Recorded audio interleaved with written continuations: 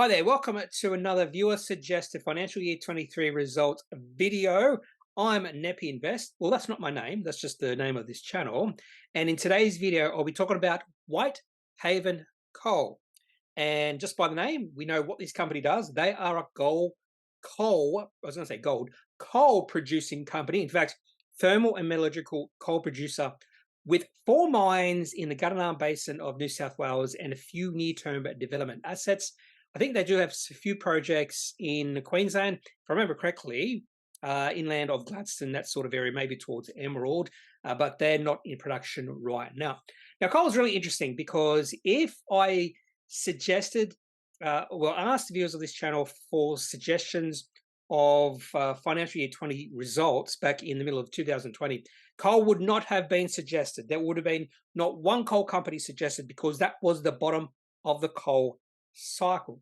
So coal is a commodity. It goes through cycles, and we've just come out a bit of a boom time for coal, and that is why coal is quite favorable right now. However, coal has fallen a fair bit since its peak. Now, in saying that, we have just seen a nice little bounce in coal over the past few weeks, and not only that, Whitehaven Coal chart, the share price chart, looks really interesting right now. So the one thing I've taken away from researching Whitehaven Coal is the chart looks interesting on a technical basis. So we'll look at the chart later in the video. But before we have a look at the chart, let's talk a little bit more about Whitehaven Coal and their financial year 23 results. But before I do that, what are the next 5 companies I'll be featuring in this particular series of viewer-suggested financial year 23 results? The next company, or the next video I'll be doing is on Silk Logistics. Very excited to do a video on that company because, excuse me, Silk Logistics is a recent IPO and I have done no research on that company until I started preparing for that particular video. Then we'll look at or do a video on Pure Profile, Allocation, Perpetual, and then EZZ or EZZ Life Sciences, which I'm really excited to do because I'm a shareholder of that company. One thing I've really learned over the past few years is if you really want to invest in commodity-based companies or mining companies, you really should look at the underlying commodity chart first. Is the chart in the downtrend or is it an uptrend? And this is actually the coal futures, Newcastle Coal Futures weekly coal futures going back to 2012. And just like every other commodity, it goes through cycles. Now, it looks like from 2012 all the way through to 2021, the cycle wasn't that large from the peaks to the troughs, but that's a little bit deceiving because what happened in 2022 with coal was pretty unbelievable. Coal prices went absolutely bonkers. And of course, because coal prices went absolutely bonkers in 2022, we had to see it correct. That was very normal. And we have seen coal prices correct. And potentially, we have seen a little bit of bounce. Now, the coal prices got very close to a technical support level at around $120. And we have seen it just bounce. We've just seen it bounce very close to that level. And it's bounced quite nicely, about 20 to 30% over the past few months. And now on to the financial year 23 results. I completely forgot to do this particular slide. Revenue, $6.1 billion, up 23% from last year. Profit, $2.67 billion, up 37% from last year. Now, revenue, profit, operating cash flow, free cash flow, and the net cash, these numbers are sort of irrelevant unless you know the markup and the valuation of the company. I'll talk about that in the next slide. Net margins, 44%. So that is quite high for a mining company. And when you do see net margins really high for a company, that gives incentive to other explorers to find more coal mines. And that is the big thing about coal and coal exploration, is whether coal exploring companies can find the funds to put any or bring any new coal mine to production, because any potential new coal mine is going to have problems, particularly regulatory problems moving forward. But if coal prices remain high, and if a company can bring a coal mine to production, there could be significant profits for those companies, particularly if their costs are low, particularly if the coal prices remain elevated like they have over the past few years. So net margin of 44% is really nice. And that's why this company has been highly profitable in financial year 23, particularly because coal prices have been really high. Operating cash flow and free cash flow are just above $3.4 billion. And because this company is absolutely gushing in cash because of high gold prices, they have $2.6 billion of net cash at the end of financial year. This is another reason why they're doing a share buyback, because they have so much cash, they don't know what to do with it. A nice $1 billion increase in equity from $4.21 billion to $5.26 billion. That should be financial year 22, not financial year 21. And when you take a look at the quality metrics for this company, return on equity and return on invested capital are unusually and unsustainably high for this company at 51% for return on equity, 62% for return on invested capital. Now, if, and this is an impossible if, but if Whitehaven Coal could maintain that sort of return on equity and return on invested capital, this should be considered the cheapest company, in fact, the cheapest high quality company in the history of mankind. And I absolutely mean that, because with 836.6 million shares on issue and at the current share price of Whitehaven Coal, that means the market cap of this company is $5.62 billion. And remember, the profit for this company was $2.7 billion, which means the PE ratio of this company is just above 2. Not only that, this company had, $2.6 billion of net cash, which means the enterprise value is $3 billion. So in financial year 23, this company made in profits almost exactly the same as the enterprise value of this company. So 1 year of profits equals the enterprise value. I have never seen that before. And usually, if you do see that sort of thing, very unusual thing, where the profit of a company is almost identical to the enterprise value, that can only mean one thing, that the performance of the company is not sustainable over the next few years. And we already know that. We know that for a fact because of the significant decrease in coal prices. So don't expect these sort of numbers for Whitehaven Coal in financial year 24. And as we look at the valuation metrics, it should be quite obvious that either this company is the cheapest company in the history of mankind, or this company cannot replicate the financial year 23 results in financial year 24, financial year 25, financial year 26, financial year 27, financial year 28, and so on, because I have not seen valuation metrics this low for a company. Maybe some other coal companies have valuation metrics this low. Now, another reason why valuation metrics for this company are low is just because of the ESG.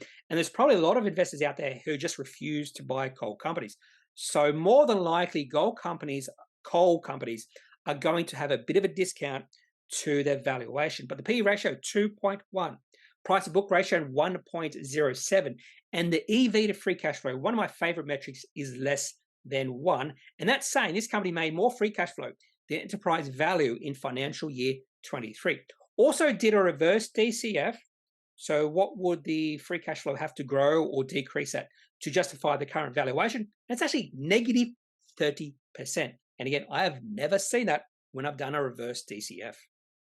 The most important job of management is capital allocation. And those words are even truer for Whitehaven Coal because of the amount of cash this company brought in financial year 23. They are just loaded with cash. So what is management going to do with that excess cash, if we're going to call it that? And it's really interesting to see on page 35 of their financial year 23 presentation, there was a capital allocation framework. So it's sort of a clue at what they're thinking about in regards of what they're going to do with this excess cash. So operating cash flow goes into maintaining, optimizing operations, retain cash, maintain a balance sheet strength. Definitely have that because they are net cash of $2.6 billion. Although some people would say having net cash of $2.6 billion for a company with a market cap above $5 billion, that balance sheet is not healthy. It's a lazy balance sheet.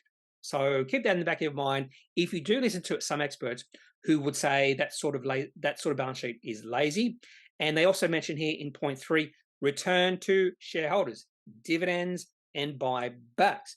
Now that's really interesting because over the past 10 years, mining companies Well, over 10 years ago, mining companies were criticized because a lot of times they did produce a lot of cash. They went and made some bad acquisitions, and they were highly criticized doing that.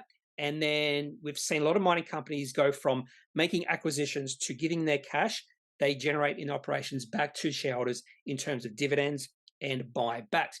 And they've also got in here point 4, use surplus capital. So after return to shareholders, they have the surplus capital. What are they going to do with that? Growth investments, mergers and acquisitions, growth investments, development projects, additional returns to shareholders. So more than likely that would be, well, they mentioned here buyback additional shares, maybe even special dividends. So they're talking about possible acquisitions here, mergers and acquisitions, and also development projects. So really interesting to see what they do with the extra cash. I think it would be also wise to have a nice bit of cash there ready to pounce. If the coal prices do fall significantly amount and we see some distressed coal assets, they can just jump in, buy those distressed coal assets on the cheap, or maybe diversify away from coal. Not sure if they would be thinking of doing that, but that's another thing they could do. On page 36 of the financial year 23 presentation, they just had this capital return to shareholders page, and it was just interesting reading because this company has returned a lot of capital to shareholders in the past 2 years through dividends and buybacks. In fact, about $1.3 billion in buybacks. In fact, the share count has decreased from about 1 billion to 802.6 million. But you can see in financial year 20 and financial year 21, this company was barely profitable. In fact, in financial year 21, this company gave nothing back to the shareholders. And again, remember, the coal prices back in financial year 21 were less than $100 per ton, and the cost of this company in financial year 23 were just above $100 a ton. So if you do see coal prices fall significantly below $100 a ton, this company more than likely will not be profitable. So you also have to keep that in the back of your mind, that the financial success of this company is still highly dependent on coal prices. And that dependence on coal prices is really illustrated by this particular revenue, profit, and free cash flow history of the company over the past 10 years. If you look at the last 2 years, financial year 22 and financial year 23, this company has been performing absolutely steadily because of those high coal prices. But back in financial year 20 and financial year 21, in fact, this company did not perform at all, barely free cash flow positive financial year 21, loss making by $500 million in that year. But then financial year 20, they were actually free cash flow negative by over $100 million. So this should really illustrate that the performance of Whitehaven Coal, just like every single other mining company, is highly, and when I say highly, I'm meaning 100% dependent on the price of the underlying commodity they are mining. It's true for every single mining company. And to illustrate that even further, this is the monthly chart for Whitehaven Coal, as my dog is having a dream in the background. This is the monthly chart for Whitehaven Coal, and I overlaid the coal prices. And they're in unison. There's a really high correlation between the two. You can see the share price of Whitehaven Coal just went significantly higher during 2021 into 2022. At the same time, coal prices went higher. And then Whitehaven Coal share price fell as coal prices fall. So there is an almost perfect correlation between coal prices and Whitehaven Coal share price. And this is where it becomes interesting as I have a look at the daily chart for Whitehaven Coal going back to October last year. You can see coal prices, and I've maintained the coal price overlay on this particular chart. As coal prices fell during financial year 23, the share price of Whitehaven Coal fell as well, which is understandable. We know there's a correlation between the two, positive correlation. But coal prices have steadied. They started to consolidate, not going lower anymore. In fact, the low point in coal prices was in July of this year, so we're talking about 3 months ago, and coal prices started to rise. And at the same time, the Whitehaven Coal share price started to consolidate as well. And right now, the share price of Whitehaven Coal is trying to move into an uptrend, just like coal prices. And as soon as I saw this particular chart with the share price rising significantly on the Thursday, the 28th of September, this actually looks really interesting. In fact, the last time share price was this high for Whitehaven Coal was way back in February of this year. So we are talking about a 7-month high in Whitehaven Coal's share price. That is all I have for this look at Whitehaven Coal's financial year 23 results. And in the end, it all comes down to whether you're bullish or bearish on the future of coal and coal prices. And I'm neither. I'm neither bullish nor bearish. I never have opinion on the future of a commodity price because I've seen time and time again over the past 15 years, an expert on commodities comes out with a price prediction, and more often than not, they are wrong. So I have no idea which way coal prices are going to go. The only thing I would do is just look at the chart. And right now, coal is looking a little bit more bullish than it has during the rest of financial year or calendar year 2023. So I'd probably just be trading this. And in fact, that's what I do with all mining companies. I just trade it because I don't think mining companies are long-term holds. That's just me. And the reason I don't think they're long-term holds is because they are price takers. They are cyclical. They all depend. Their financial performance is dependent on the underlying commodity price. Anyway, so if you disagree with me, anything I said in the video, if you are bullish or bearish coal, I'd love to hear your opinion on why you're either bullish or bearish. So leave your thoughts in the comment section of this video. Otherwise, I am not a financial advisor. If you do need financial advice, make sure you seek out someone who is qualified and can speak to your own financial needs. That's it for this video. Have a good day. Bye.